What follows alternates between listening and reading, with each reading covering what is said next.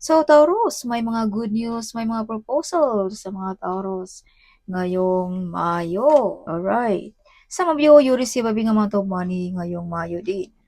Some of you manalo ba ng loto, manalo ba ng mga online gaming, mga online lottery, whatever, something like that.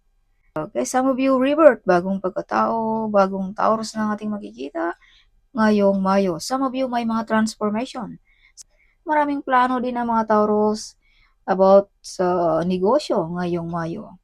So, Taurus, marami ka namang choices din. Marami ka ring skills. Some of you, maraming opportunity din ngayong Mayo, Taurus.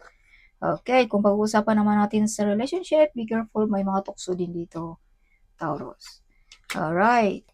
Some of you, hindi makatulog, balisa, may bumabagabag sa isipan. Some of you ay may mga iniindang na karamdaman, hindi makatulog paggabi.